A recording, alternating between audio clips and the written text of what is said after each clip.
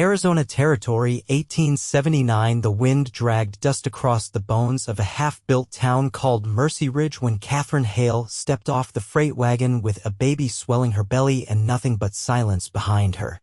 Her boots hit the dirt hard. She didn't flinch. She wore a faded green dress that had once fit her better and a wide-brimmed hat beneath which her eyes stayed sharp despite the sun. Her hands were cracked from the trail. She carried no trunk, only a leather satchel and a folded letter with a smudged return address she could barely read anymore. Her husband had died down in Santa Fe. Fever took him fast. All she had left of him was the child inside her and the wedding ring hanging from a string around her neck. Katherine didn't look back as the wagon rolled on. There was nothing left behind her worth looking at. The town was barely more than a main street, a boarding house, a mercantile, a livery, and a saloon trying too hard to look respectable.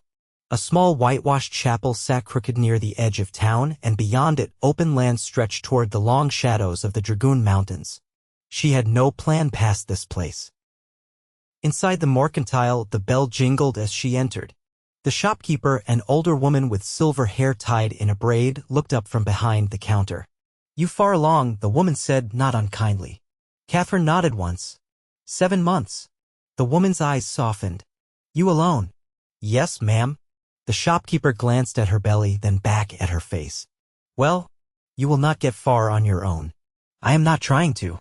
She bought a loaf of bread, a tin of peaches, and a bar of lye soap with the last coins she had. The shopkeeper wrapped them gently. "Boarding house is 2 doors down. Tell Miss Calder I sent you. She'll give you a room for now." Katherine nodded again, voice caught behind her teeth. She turned to leave. The door opened before she reached it. He stood broad-shouldered in the frame, son behind him, hat in one hand and a basket of eggs in the other. His shirt was damp with sweat, sleeves rolled, and his face was sun-browned and steady. "Morning, Ruth," he said to the shopkeeper, then glanced at Katherine. His gaze paused, not in judgment, not in pity, just a pause like he was taking her in and seeing all of her at once. "Morning," she said, stepping aside. He looked at her belly, then back to her face. "You all right, miss?" "I am fine." Ruth cleared her throat. "This is Katherine Hale. She just got in. This here's Whitlock Lorne. Has a ranch few miles out." Whitlock nodded once. "Ma'am." Katherine gave him a polite smile and stepped out. She made it to the boarding house and got a room with a narrow bed and a cracked basin. The walls were thin, but the mattress held her weight. She laid down and stared at the ceiling, one hand on her belly, trying not to cry. The next morning, she woke to the sound of hammering. She looked out the window to see the chapel being fixed by 2 men. One of them was Whitlock. She did not know why she noticed that. 2 weeks passed. She kept quiet. Miss Calder let her help with the linens to earn her keep. Her back ached more each day. The baby kicked harder. She tried not to think about what came next. Then one night, a storm rolled in. Wind screamed, rain slammed the roof, and thunder cracked the sky in half. Katherine woke to pain. She doubled over, breath shallow. The pain came again, sharp and tight. Her hands trembled as she reached for the basin. But the pain rolled through her again like fire. She tried to call for help. No one heard. She made it to the hall, gripping the wall. "Help," she whispered. "Please." The door at the far end opened. Whitlock stood there, shirt half-buttoned, hair damp from the storm. "Katherine." She fell to her knees. He reached her in 2 strides, lifting her gently. "Come on. I have you." Miss Calder came running. "She is early. Get towels. Hot water." Whitlock barked. "I will fetch the doc." "No time," he said. "Get the midwife." Now. He carried Katherine through the rain to his wagon, arms steady beneath her. She clung to his shirt, teeth clenched against the pain. "Breathe," he said, steering the horses with one hand. "You are not alone." The baby came just before dawn. A boy, red-faced and loud, small but strong. Katherine wept when they laid him on her chest. Whitlock sat beside her, soaked to the bone, a hand braced on the back of the chair. He had not left her side the whole night. She looked at him. "His name is Daniel." He nodded. "Good name."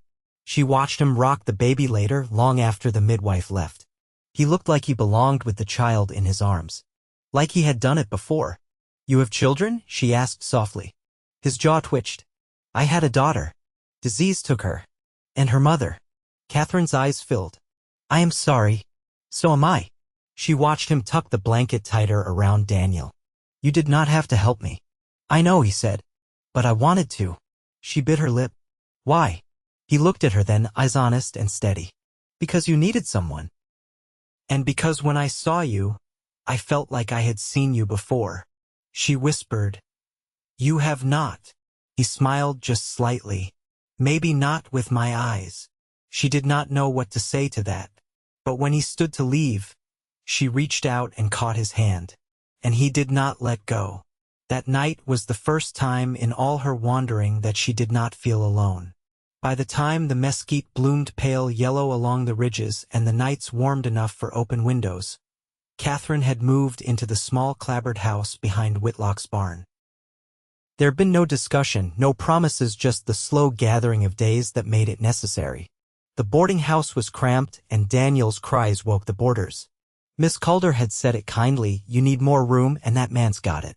Whitlock had added a cot beside the stove before she even asked. Katherine brought her own linens and her quiet gratitude. She rose early now, cradling Daniel in one arm while she swept the front step with the other, the scent of wet earth still clinging to her boots from the morning's walk to the well. The child nursed strong and slept long stretches, and though her body still ached some days, she was steadier on her feet. Whitlock kept his distance out of respect, but his presence filled the space between them like the warmth off a stone wall in late sun. He came in late from the fields, called out before entering, and always looked to Daniel first. One evening, while the skillet hissed with cornbread and the boy slept curled in a woven cradle by the hearth, Whitlock leaned against the doorframe, arms dusted with hay. You ever think about going home? He asked. She didn't stop stirring the beans. There's no home left to return to. He nodded once, eyes on the fire. I figured. She turned, wiping her hands on her apron. Why do you ask? Because you're here? And I keep wondering if you mean to stay. She met his gaze. I don't know what I mean to do, but I don't feel like I'm passing through anymore. Whitlock stepped inside then, boots quiet on the floorboards. He sat near the cradle and gently rocked the boy with one finger.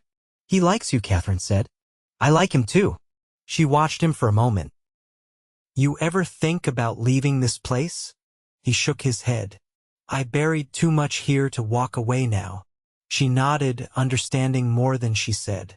Later, after supper, she found him outside mending the fence beneath a sky turning lavender. She brought a tin cup of coffee, the last of it, and handed it to him. Fence always breaking? She asked. Only when the wind's mean and the cattle are restless. She sat on a stump nearby. Seems like things fall apart easy out here. Whitlock drank, then passed the cup back. And then you put them back together. The silence that followed was not empty.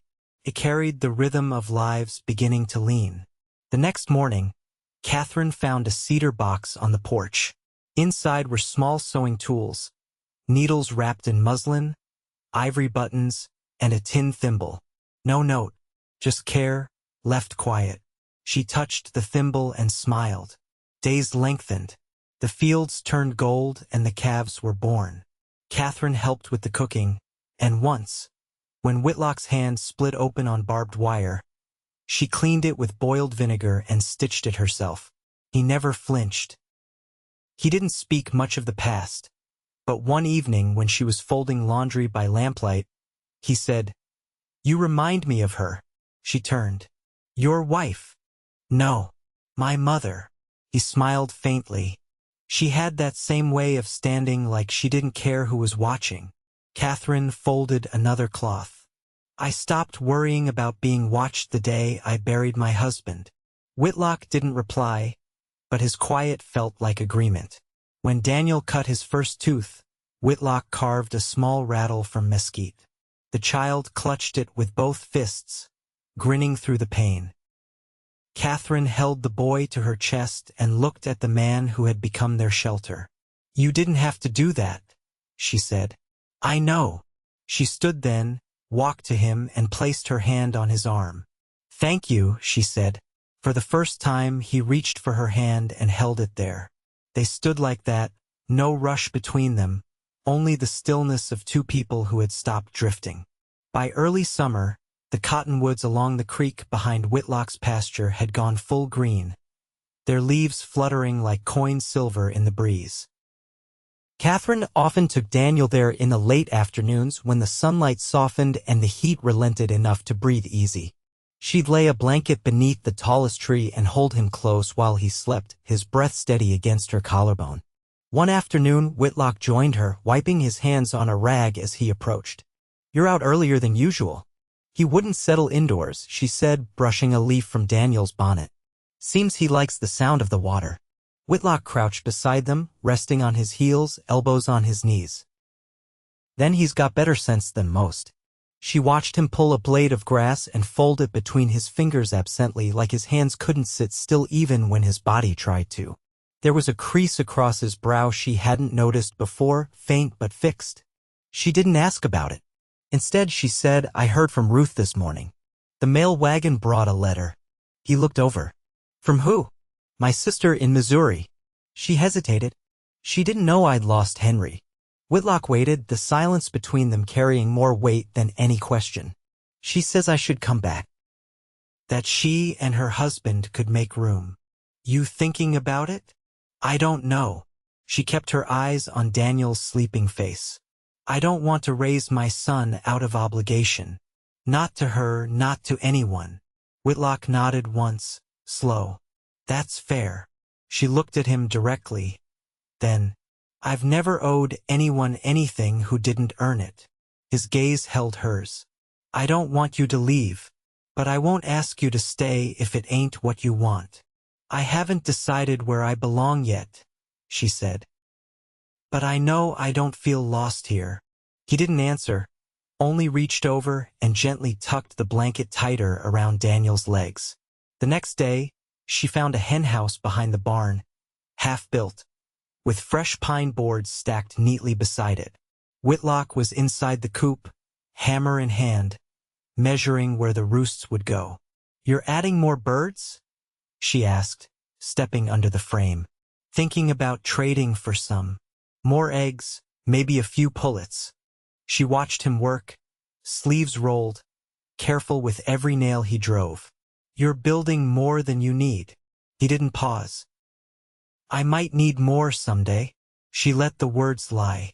Later that week, she took in mending from the tailor's widow, a stiff woman with a sour mouth but an honest coin.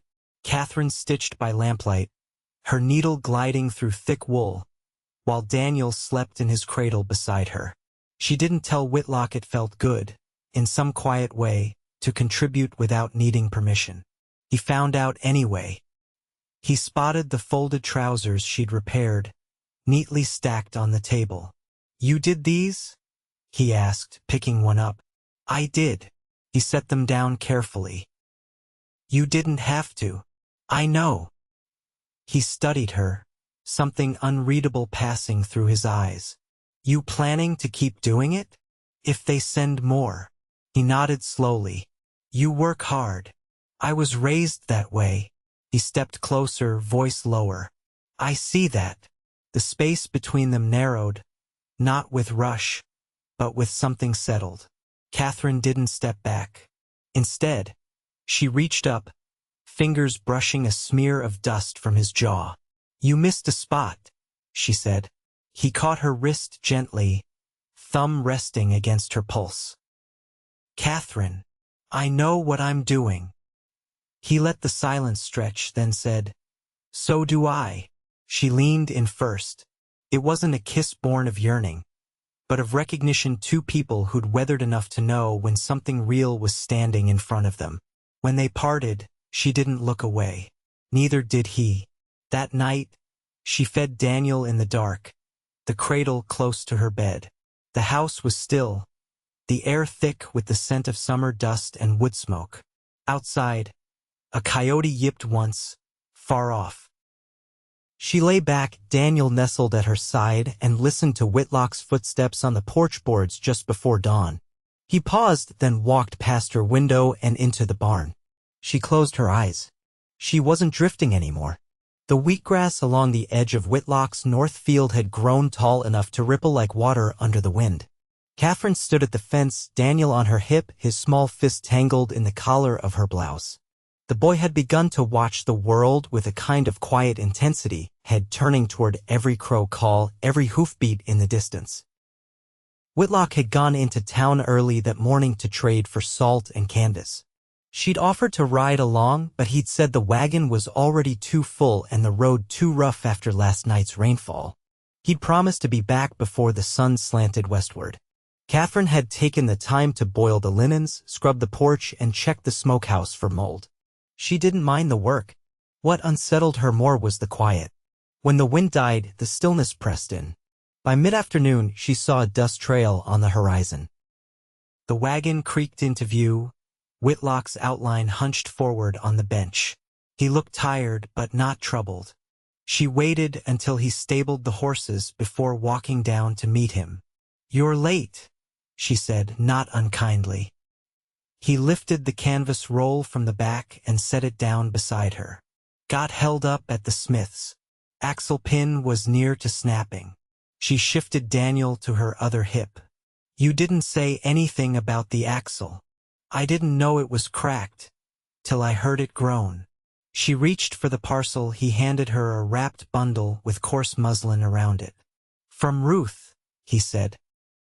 "She said you'd been asking after cotton thread. Sent a few spools." Katherine unwrapped it slowly, running her thumb over the deep red tucked among the neutrals. "This one's too fine for mending." "Then don't use it for that." She looked up. "What should I use it for?" He stepped closer, lowering his voice for no reason other than instinct. "Something lasting." That evening, they ate by lantern light. The fire had burned too hot for stew, so she'd fried cornmeal cakes and sliced the last of the pickled beans. Whitlock sat with Daniel on his knee, balancing the child with one arm while the other held his fork. "He's getting heavier," Whitlock said. "He's grown 2 inches since the last time I measured his gown. He's going to need a crib soon. I can sew the bedding. I'll build the rest." After supper, while Katherine rinsed tin plates in a basin behind the house, Whitlock returned from the barn with a small bundle under one arm. He set it on the porch beside her without a word. It was a wooden box, hand-carved, with dovetail joints and a lid that fit snug. Inside were folded pages lined, fine paper, and a tin of ink with a stub of a quill. "I thought you might want to write back." She stared at it for a long moment. "I haven't decided if I will." "You don't have to decide tonight." She touched the corner of the paper. "I haven't written anything since Henry passed. You don't have to write about him. I wouldn't know what else to say." He sat beside her, not close enough to crowd, but near enough that their shoulders could have touched if she leaned. "You ever think about writing something that's just yours?" She glanced at him. "What would I write about?" He looked out toward the pasture, where dusk settled slow and soft. "Maybe about a woman who stopped running." She let out a breath she hadn't realized she'd been holding. "I wouldn't know how to end it. Maybe you don't need to yet." That night, after Daniel fell asleep curled against the quilt's edge, Katherine sat at the table while Whitlock read quietly by the hearth. The lantern hissed low. She picked up the quill, dipped it once, and let the ink spot the page. She didn't begin with a greeting. She simply wrote as though the words had been waiting for a place to land. Outside, the wind settled into its nighttime hush. Whitlock turned a page. The fire cracked once. She didn't look up when she said, "There's a dance in town next Friday. Ruth mentioned it." He set the book down. "You want to go?" "I don't own anything that fits decent enough for a dance. I'll ask Ruth if she's got anything tucked away." Katherine laughed under her breath. "You offering to dress me?" "I'm offering to take you." She turned toward him, candlelight catching the edge of her cheek. "And if I say yes, then I'll make sure the wagon's ready." Their eyes held. "I'll need to find someone to watch Daniel," she said. "I'll ask the schoolteacher. She helped with my niece once." Katherine folded the paper, set down the pen. Her fingers were stained with ink, but she didn't mind. "Then I guess I'll say yes." Whitlock nodded once. "Good. And it was. The dance brought lanterns strung between cottonwoods and the scent of fried dough drifting through town long before the first fiddle warmed up. Katherine stood just outside the mercantile. Her hands tucked inside the borrowed gloves Ruth had pressed into them earlier that afternoon. The dress had belonged to Ruth's eldest daughter, a deep indigo muslin with a tucked waist and sleeves that brushed the wrist, but Katherine had taken in the seams herself, added a line of stitching down the hem to make it feel like her own. Whitlock stood beside her, freshly shaved and buttoned into his best shirt, the one with the collar that never quite lay flat. He hadn't spoken much since they left the ranch, but he'd helped her into the wagon with quiet care, handed Daniel to the schoolteacher without hesitation, and offered his arm as they stepped into the crowd. "This isn't what I expected," she said, watching two boys chase each other near the cider barrel. "What did you expect?" "Something louder." He looked out over the gathering. "It'll get louder once they've had enough of that jug cider." She laughed, then caught herself, surprised by the sound. They crossed the packed dirt yard slowly, the fiddler sawing out a soft reel near the chapel steps, couples beginning to sway close under the light. Katherine hesitated at the edge of the lantern glow. "You don't have to if you're not ready," Whitlock said, voice low. "Who says I'm not ready?" He held out his hand. She took it. They moved into the circle, her palm resting light on his shoulder, his hand steady at her waist. Neither of them danced with elegance, but they moved in time with each other, which was enough. The music rose: fiddle, banjo, a clabbered drum, and the dust kicked up around them like memory. Katherine didn't think about who might be watching. She didn't think about Missouri or her sister's letter or the years that had led her here. She thought only of his hand anchoring her, the way his gaze didn't drift once. "You always dance this careful?" she asked, breath catching from the motion. "I don't usually dance." "Well, you should. Only if it's with you." That brought her still for a beat, the music continuing around them. She looked up. "You mean that?" He didn't blink. "I mean everything I've said to you." They finished the reel in silence. When the music slowed, they stepped back, not far, just enough to break the touch. "I never planned to make a life again," she said, voice hushed. "I know, but I want one now. With you." Whitlock shifted, as if grounding himself. "Then we'll build it. Not all at once, but we'll build it." She nodded, the weight in her chest lifting in small, certain pieces. They didn't return to the ranch until the moon hung low. Daniel was asleep in a borrowed cradle at the teacher's house, and they walked the last stretch home on foot, the wagon trailing behind.